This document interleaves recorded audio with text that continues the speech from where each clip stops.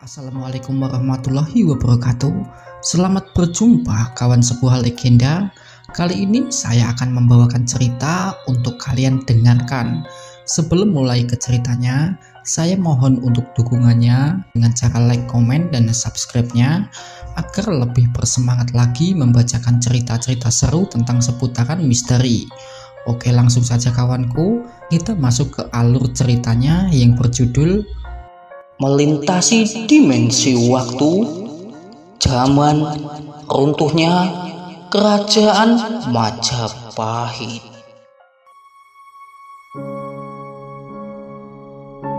Siapa kalian? Untuk apa kalian pergi ke Daha? Maaf Tuan, kami pedagang dari pesisir hendak kembali pulang Tuan. Berharap Tuan tidak mempersulit kami, ucap Ali Mahmud sembari menyerahkan sekantong gobok untuk diberikan kepada prajurit yang sedang menjaga perbatasan. Tampak lurah prajurit Daha yang menimang-nimang kantong berisi gobok, bersamaan senyum keserakahan yang menghiasi wajahnya. Disusul ia yang menyelitkan ke kantong sabuk yang melingkar di pinggangnya. Ya sudah, kalian boleh jalan, ucapnya sembari memberi isyarat pada puluhan prajurit yang berada di bawah perintahnya. Tampak barisan prajurit yang menepi guna memberi jalan rombongan yang sedang dikawal Arya Binangun. Di bawah cahaya mentari yang sudah berada di atas kepala yang menandakan waktu tengah hari telah tiba. Rombongan berhenti di tempat yang menurut mereka cocok untuk beristirahat. Manaf dan Rahmat seperti biasa mendapat perintah guna membuka jalan dan mengawasi situasi di depan. Sesaat tampak mereka yang sedang khusyuk menjalankan sholat duhur berjamaah. Sementara Arya sedang menikmati makan siangnya bersama Wulandari sembari bercengkrama. Kang Mas, kenapa kemarin datang bersama Zainab? Tanya Wulan dengan mimik wajah menggambarkan rasa ingin tahu. Kemarin Kang Mas lihat Zainab berlari menuju ke arah kalian. Kang Mas cuma ingin tahu apa yang sedang terjadi lewat Zainab. Kang Mas bohong. Bener Wulan, untuk apa sih Kang Masmu ini bohong? Awas aja ya kalau Kang Mas macam-macam. Memangnya kenapa Wulan? Wulan cemburu ya sama Kang Mas? Tanya Arya sembari tersenyum kepada kekasihnya. Tampak Wulan yang tak menjawab dengan terus menikmati makan di hadapannya. Kang Mas, bagaimana keadaan Guru Argawisesa? Tanya Wulandari mencoba mengalihkan pembicaraan. Baik Wulan, Maha Guru dalam kondisi yang amat baik, ucap Arya menjawab pertanyaan dari kekasihnya. Sebenarnya Wulan ingin ikut Kang Mas bertemu dengan Maha Guru. Siapa tahu Wulan juga bisa memiliki ilmu Pancasona seperti Kang Mas. Wulan, sebenarnya Maha Guru mewariskan sesuatu yang lain untukku. Kalau boleh tahu, apa itu Kang Mas? Tampak Arya Binangun yang mengambil buntalan yang disimpan dalam peti yang berada di atas kereta yang sedang mereka gunakan untuk duduk. Hah? Apa ini Kang Mas? Tanya Wulan kepada Arya Binangun. Tampak Wulan yang penasaran sekali. Kamu boleh membuka dan melihatnya sendiri. Untuk sesaat tampak Wulan yang membuka bungkusan itu dengan penuh semangat. Ini kitab Kang Mas. Kitab apa? Ini namanya Kitab Nirwana Wijaya Sakti Wulan. Tampak Wulandari yang bersemangat sampai saat ia membuka kitab guna mengetahui apa isi di dalamnya. Tidak ada apa-apa Kang Mas. Kitab ini kitab kosong, ucap Wulan yang tak menemukan tulisan maupun gambar dalam halaman buku Nirwana Wijaya Sakti yang sedang dipegangnya. Hah? Masa Wulan? Coba Kang Mas lihat. ucap Arya sembari mengambil kitab yang sedang dipegang Wulandari. Ada ini Wulan, ini apa? Ujar Arya yang mendapati tulisan pada halaman kitab Nirwana Wijaya Sakti. Terlihat Wulandari yang mendekatkan tubuh dengan wajah yang dekat ke Arya Binangun guna melihat isi buku yang sedang dipegang Arya. Tidak ada Kang Mas, ini halaman kosong. Ada Wulan, coba kamu lihat dengan seksama dong. Terdengar suara perdebatan sepasang kekasih tentang kitab Nirwana Wijaya Sakti. Kalian sedang meributkan apa? Tanya Zainab yang datang bersama Humairah. Zainab, coba kamu lihat kitab ini deh. Ucap Wulan sembari menarik tangan Zainab agar mendekat. Ini kan kitab kosong. Ucap Zainab yang bingung melihat kitab yang sedang dipegang Arya Binangun. Ah, benar kosong Zainab? Tanya Arya yang seolah tak percaya dengan ucapan Zainab serta Wulandari. Benar Kang Mas, itu kitab kosong, tidak ada isinya. Ucap Zainab menggambarkan apa yang ia lihat. Humairah, sini lihat. Apakah kitab ini kosong atau tidak? Sesaat tampak Humairah yang mencoba naik ke atas kereta, sampai terasa kereta yang bergoyang seolah tak mau dinaiki tubuh bongsor Humairah. Kang Mas, ada gempa bumi. Ucap Wulandari disusul suara tawanya yang terdengar lembut menggoda. Jangan begitu Wulan, saya juga punya perasaan. Ucap Humairah yang tersinggung. Maaf bercanda Humairah. Bagaimana Humairah? Apa kamu melihat sesuatu di kitab ini? Tanya Arya sembari memperlihatkan halaman kitab pada Humairah. Kosong Tuan, tidak ada apa-apa. Ucap Humairah menggambarkan apa yang ia lihat dengan sepasang matanya. Tampak Arya yang menghela nafas disusul Arya yang menutup kotak Nirwana Wijaya Sakti miliknya. Kemudian menyimpannya ke dalam peti penyimpanan barang-barang miliknya. Sesaat kemudian tampak rombongan Arya yang kembali melanjutkan perjalanan. Tidak seperti biasanya, Arya Binangun tidak berada di kudanya, melainkan berada di kereta barang sembari berbaring dengan terkadang membolak-balikan halaman kitab Nirwana Wijaya Sakti guna mempelajari isi yang hendak disampaikan kitab itu kepadanya. Sampai tiba-tiba Wulandari yang meloncat dari atas kudanya menuju kereta hingga jatuh menindih tubuh Arya Binangun. Wulan, apa yang kamu lakukan Wulan? Malu tuh banyak orang. Ucap Arya yang merasa terganggu dengan sikap kekanak-kanakan Wulandari.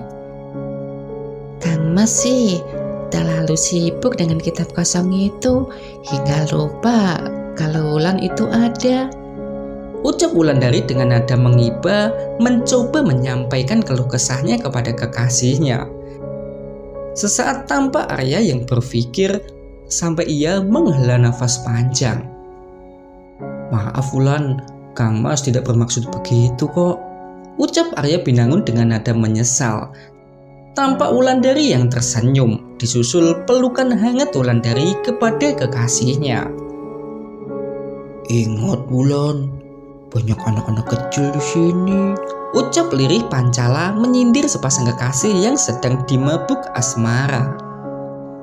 Bukan mukrim. Ucap Ali Mahmud dari atas kudanya tanpa menoleh dengan menatap ke depan, sembari terus berjalan melewati kereta yang membawa Arya Binangun serta Wulandari, sampai kedatangan Manap dan Rahmat dari tugas pengintaiannya. Sore itu di pinggiran kota Raja Daha, rombongan mendirikan tenda-tenda mereka guna beristirahat, sembari menunggu pergantian hari guna memasuki kota raja. Dengan maksud tujuan menjual batu permata guna memenuhi peti-peti mereka dengan kepingan emas. Sesaat kemudian di bawah lembayung senja, di saat sore hari sedang bersiap-siap guna pergi menyambut kedatangan petang. Arya Binangun kembali bersama Wulan dan beberapa wanita serta anak-anak, sembari membawa gentong berisi air bersih sebagai pasokan air minum serta air wudhu bagi rombongan. Sesaat kemudian tampak sepasang kekasih yang duduk di atas kereta sambil bercengkrama dengan menikmati keindahan cahaya lembayung senja yang sedang menghiasi langit sebelah barat, menambah syahdunya sore hari menjelang petang. Kang Mas, besok kita akan memasuki kota Raja Daha. Wulan tidak sabar Kang Mas melihat megahnya kota Daha.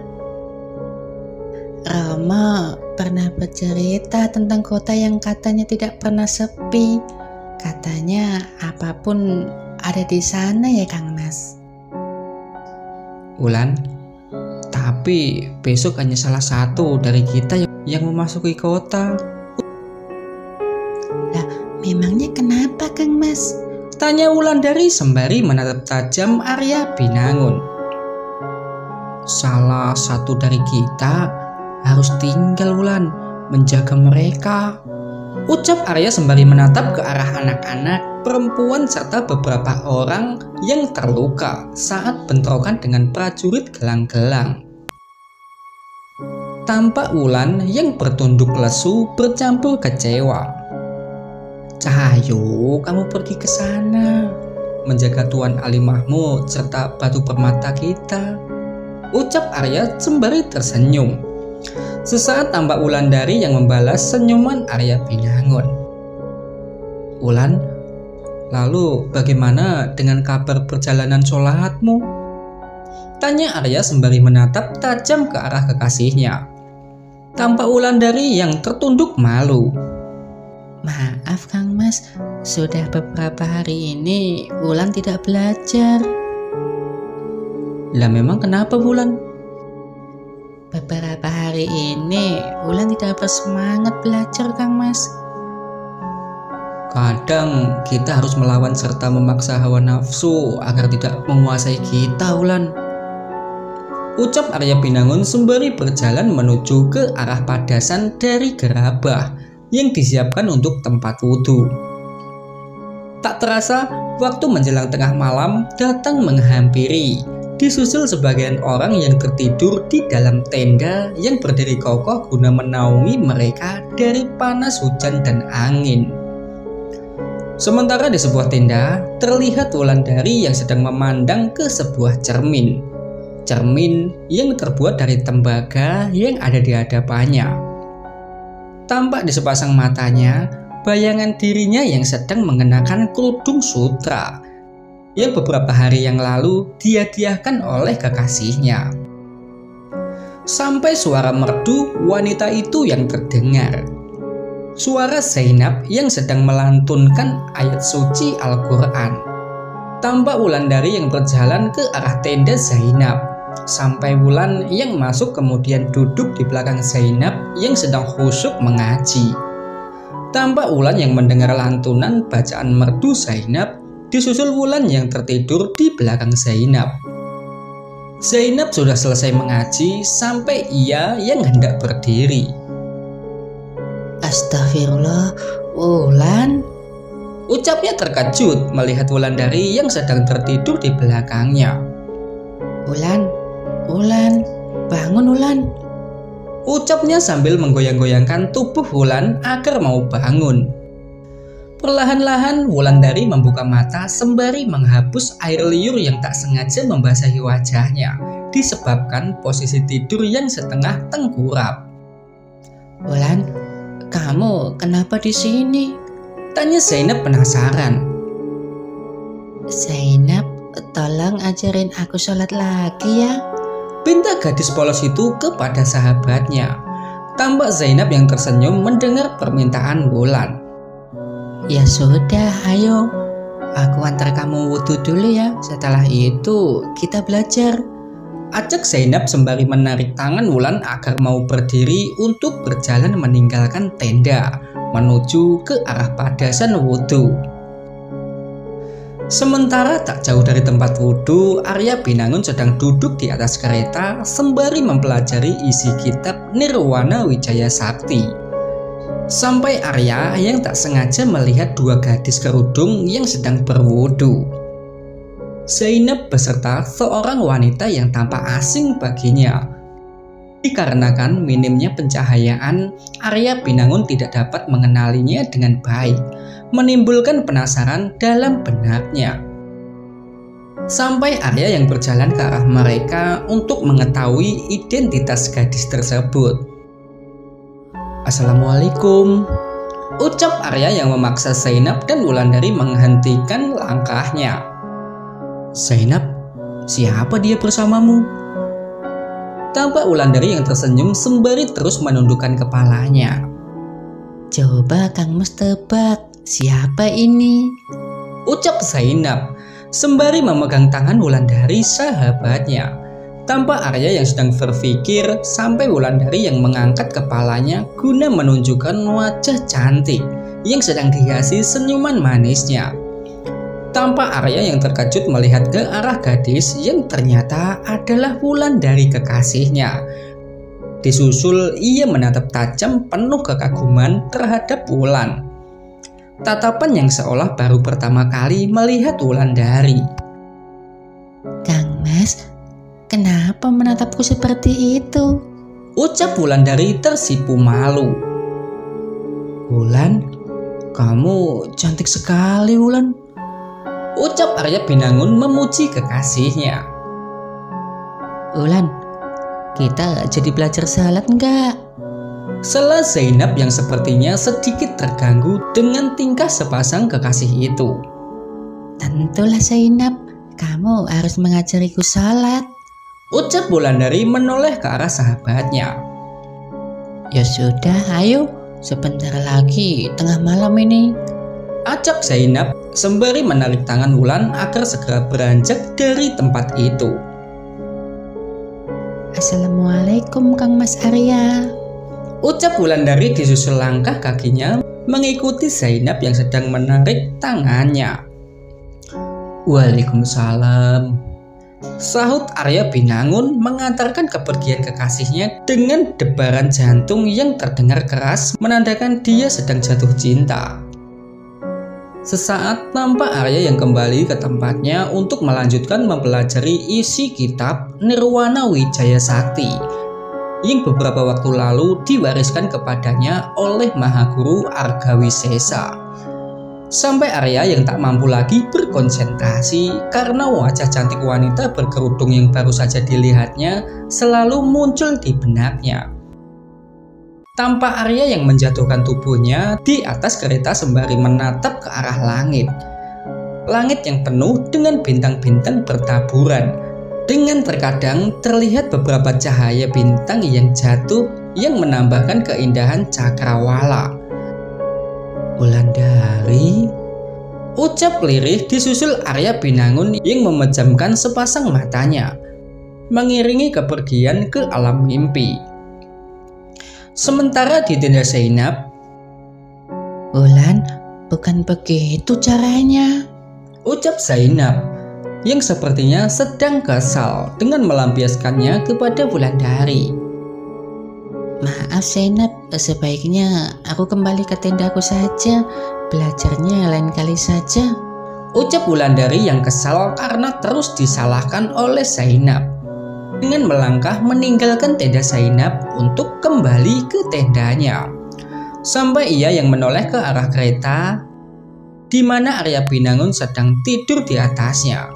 Tambah Wulandari yang berjalan mengendap-endap menuju ke arah kereta. Kang Mas, kamu tampan sekali. Ucap Wulan sembari menatap wajah Arya Binangun. Sampai sebuah kecupan yang Wulandari layangkan ke kening kekasihnya yang sedang tertidur. Selamat malam Kang Mas Arya. Ucap Wulandari sembari membelai rambut kekasihnya. Disusul langkah Wulandari yang menuju ke tendanya. Sesaat tampak Wulandari yang duduk di depan cermin tembaga menatap ke arah bayangan cermin yang sedang menunjukkan sosok wanita yang membuat Arya Binangun jatuh hati. Sampai Wulandari yang merebahkan diri di atas kulit rusa yang menjadi alas tidur baginya. Sesaat tampak Wulandari yang tertidur dengan kerudung sutra yang masih menempel di atas kepalanya. Di bawah langit mereka terlelap dalam tidur berkelana menjelajahi alam mimpinya. Tampak mereka yang disiplin mengikuti setiap gerakan imamnya, sampai salam yang terucap yang disusul lantunan doa, pertanda ibadah mereka telah usai. Wulan, hati-hati ya, jaga mereka, ucap Arya Binangun kepada Wulan yang sedang duduk di atas kudanya. Iya Kang Mas, jangan khawatir. Kang Mas serahkan pada Wulan saja, ucap Wulandari penuh percaya diri, sampai ia yang memacu kudanya guna menyusul kereta dagang yang hendak pergi memasuki kota Daha. Selain Wulandari dan Ali Mahmud, tampak Zainab dan Manaf beserta 3 orang pria yang pergi menuju kota guna menjual peti-peti batu permata. Sesaat kemudian diiringi cahaya fajar tampak mereka yang sampai di gerbang masuk kota raja. Tampak puluhan prajurit yang sedang berjaga. berhenti. Siapa dan ada maksud apa kalian datang ke kota raja? Ucap lurah prajurit. Kami pedagang Tuan, tentu saja kami kemari hendak berdagang, ucap Ali Mahmud. Terlihat beberapa prajurit yang memeriksa dengan seksama kereta yang sedang membawa batu permata. Setelah membayar, Ali Mahmud serta rombongan berhasil masuk ke dalam kota. Tampak bangunan-bangunan yang berdiri teratur sepanjang jalan yang mereka lalui. Kita mau kemana Tuan? Tanya Wulandari kepada Ali Mahmud. Kita akan pergi ke pasar Wulan.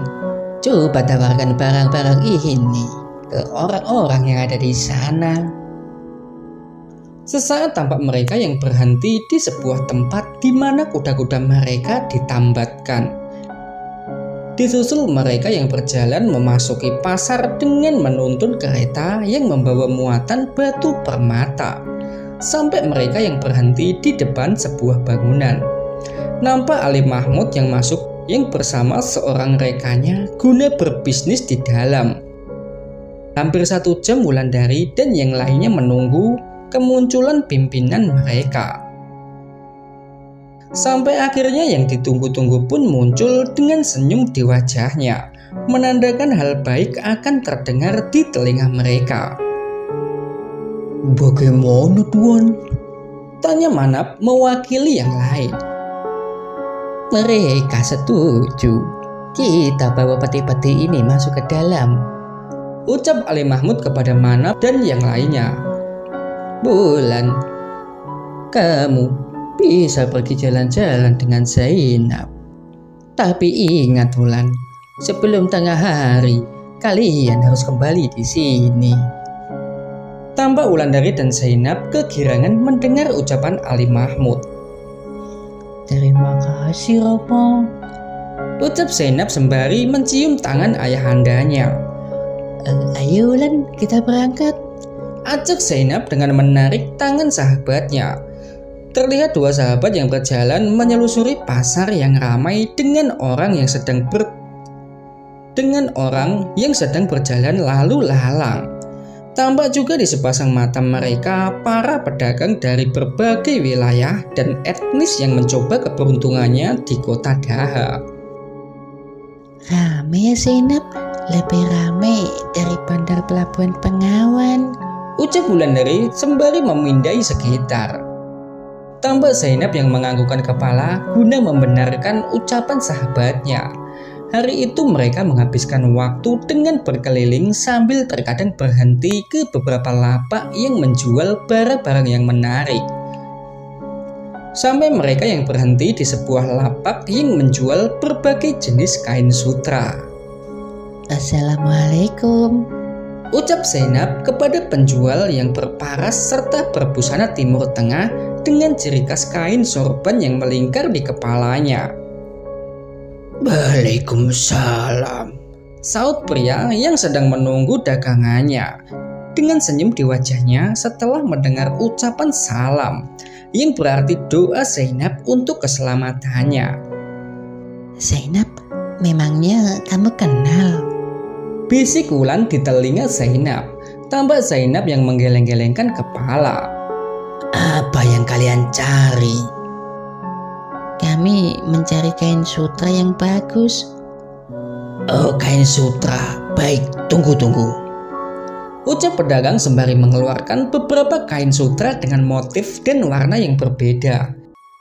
Tampak mereka mengamati dan sesekali meraba kain yang sedang disodorkan di hadapan mereka. Berapa harganya, Pak?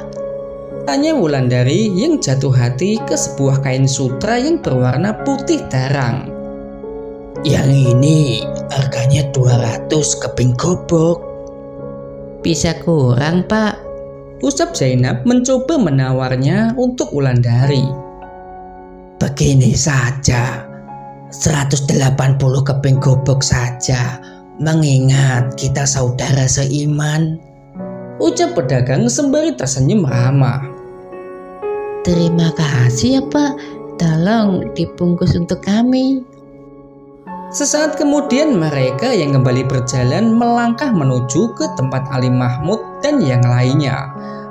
Sesaat kemudian Zainab dan Wulan tiba di tempat Ali Mahmud yang sedang menunggu kembalinya kedua gadis itu.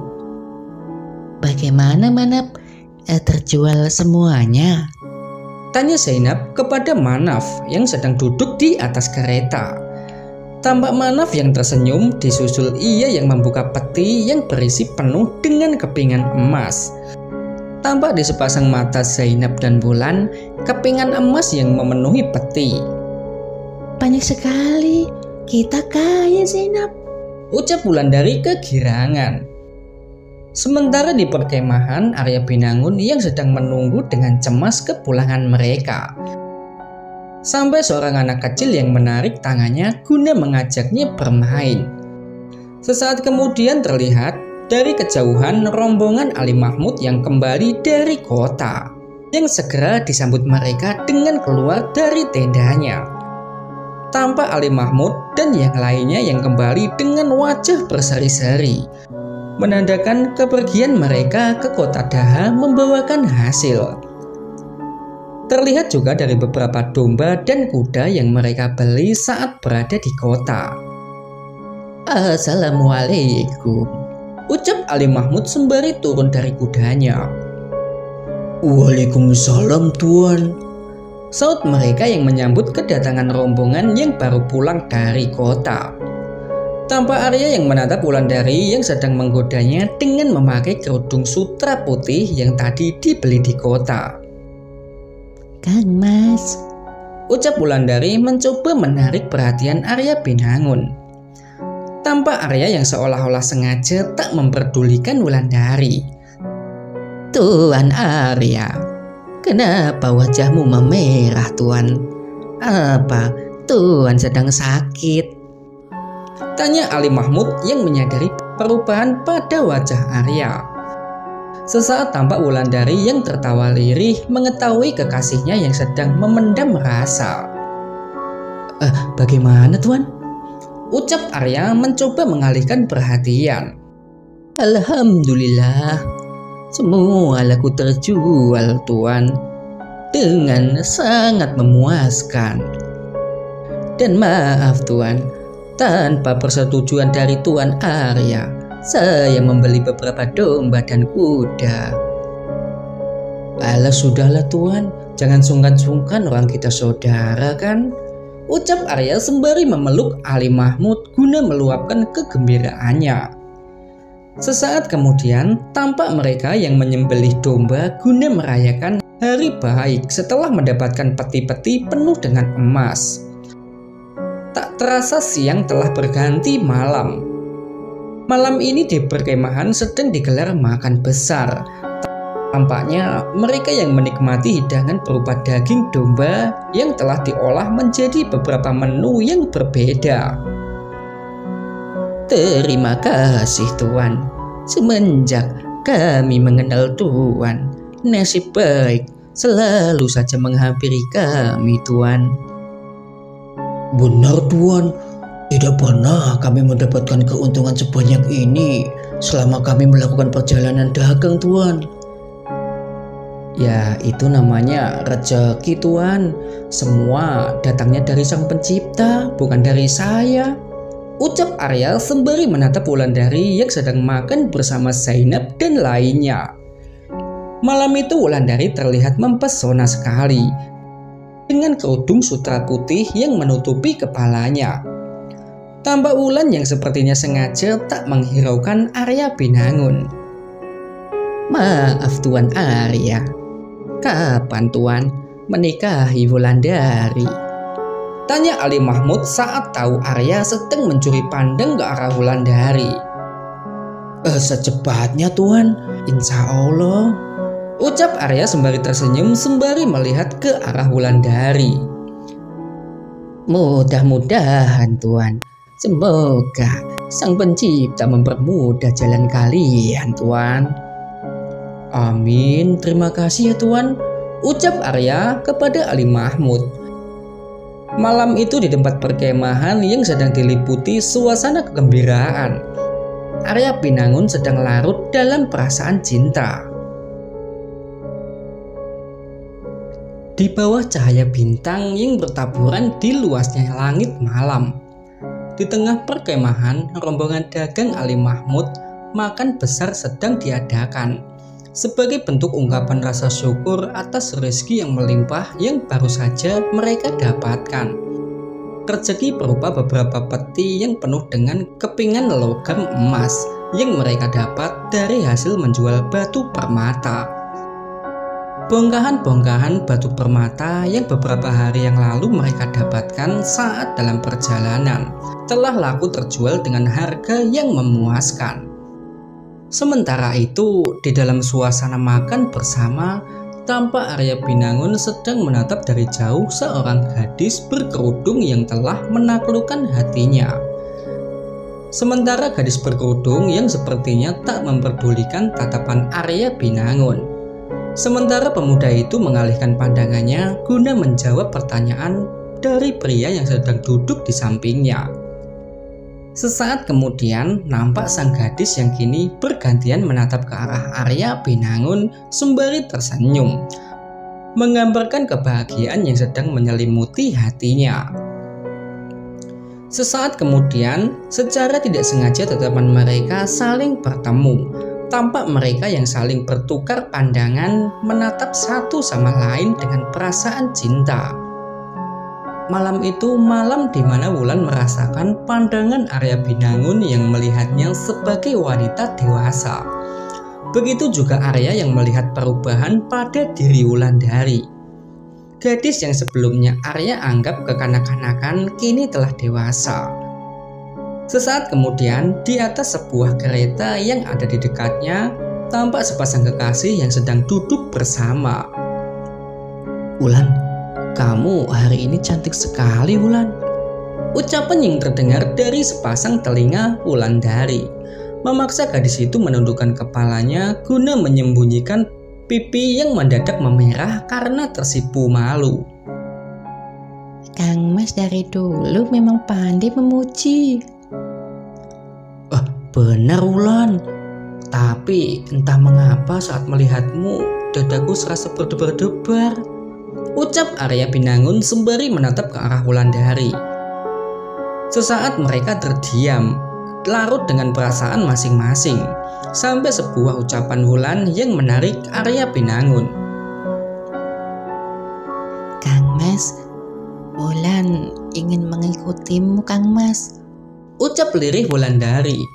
Tampak Arya Binangun yang terdiam memikirkan ucapan Wulandari. Maksudmu bagaimana Wulan?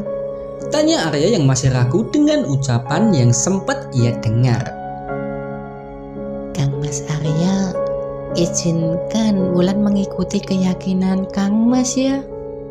Tampak Arya yang tersenyum mendengar permintaan Wulandari. Apa kamu sudah yakin, Wulan? Tanya Arya dengan terus menatap ke wajahnya yang sedang berada di hadapan sepasang matanya. Tampak Wulandari yang mengangguk-anggukkan kepala sembari tersenyum. Tanpa paksaan dari siapapun, lahir dari dalam hatimu, Wulan. Ucap Arya mencoba memperjelas akan maksud Wulandari. Wulan sudah yakin Kang Mas, tidak ada keraguan di hatiku saat ini. Ujar Wulan mencoba meyakinkan Arya Binangun bahwa ia sedang bersungguh-sungguh. Alhamdulillah. Ucap beberapa orang yang mencuri dengar pembicaraan Arya dan Wulan. Disusul Arya dan Wulan yang menoleh ke arah Manaf serta Rahmat, serta beberapa pria yang duduk tak jauh dari tempat mereka. Lanjut saja Tuan, anggap saja kita tidak ada. Ujar Rahmat dengan senyum di wajahnya. Wulan, tidurlah Wulan. Besok pagi akan menjadi hari penting bagimu. Tampak Wulandari yang mengangguk-anggukkan kepala disusul sebuah senyuman manis yang tersirat di wajahnya. Sebuah senyuman yang mampu membuat jantung Arya seolah ingin meloncat dari tempatnya. Kang Mas, Wulan kembali ke tenda dulu ya. Kang Mas cepat tidur, jaga kesehatanmu ya Kang Mas. Ucap Wulandari disusul langkah kaki menuju ke arah tenda berada. Sesaat tampak Wulandari yang berjalan dengan anggun, berjalan mengarah ke tendanya. Tampak Wulan yang meluapkan kegembiraannya dengan memeluk buntalan kulit rusa yang biasa dijadikan ganjal kepala. Sembari tersenyum lebar, Wulandari membayangkan kehidupan di hari esok yang akan Wulan jalani dengan Arya sebagai sepasang suami istri. Tak terasa waktu dini hari menjelang pagi telah datang, menghampiri wilayah itu. Tampak Arya Binangun yang sedang berdiri dari atas kereta sembari melantunkan suara merdu kalimat azan, guna memanggil jamaah untuk menjalankan ibadah sholat subuh yang selalu menyertai perjalanan mereka. Sementara di hadapan sebuah gentong yang biasa disebut padasan, seorang gadis cantik dengan kerudung sutra biru sedang membasuh wajahnya. Tampak Wulandari yang sedang khusyuk dalam ibadah wudhunya. Sampai Wulan yang berjalan menghampiri Zainab serta Humairah yang sedang berdiri. Wulan, kamu cantik sekali Wulan hari ini. Ucap Zainab melihat ke arah Wulandari yang tampak berbeda dengan penampilan barunya. Terima kasih Zainab, selama ini kamu mau mengajariku tentang Islam. Ucap Wulandari sembari memeluk sahabatnya itu. Sampai suara iqomah dilantunkan Arya Binangun, memaksa mereka melepaskan pelukannya. Disusul langkah cepat mereka menuju ke arah tempat sholat subuh berjamaah dilaksanakan. Terdengar ucapan takbir sang imam, menjadi pertanda sholat subuh berjamaah sedang berlangsung. Terlihat mereka yang khusyuk menjalankan ibadah sholat subuhnya. Sementara itu Wulandari yang sedang berada di barisan belakang bersama jemaah wanita. Wulandari yang menjalankan ibadahnya dengan khusyuk bersama Zainab dan yang lain.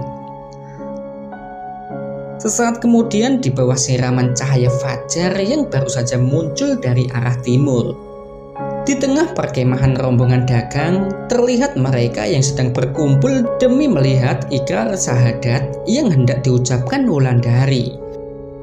Dan dengan dibimbing oleh Ali Mahmud serta disaksikan oleh para rombongan dagang, Wulandari mengucapkan syahadat pertamanya, menandakan Wulandari yang memeluk keyakinan baru menggantikan keyakinan lamanya.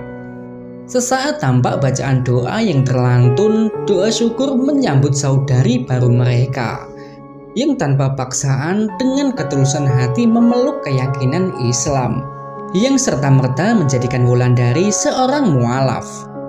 tampak senyum kegembiraan di wajah Arya saat menatap ke arah Wulandari, yang segera dibalas oleh Wulandari dengan tatapan penuh cinta, beserta senyuman yang menghiasi di wajah cantiknya.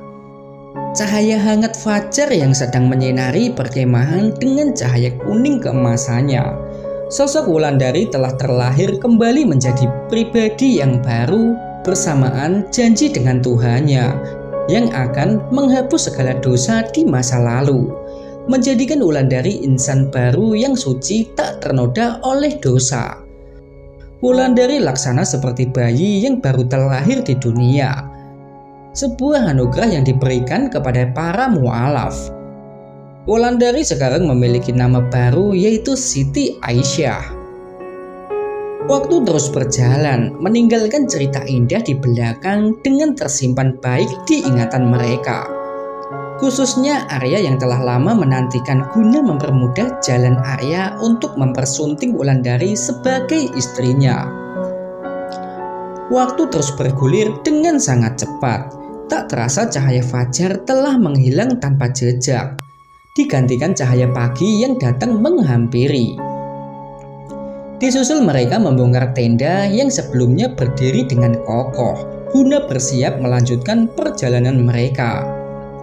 Sesaat tampak debu yang berterbangan pertanda puluhan lembu dan kuda-kuda yang sedang menghentakkan kaki berjalan bersama meninggalkan tempat itu.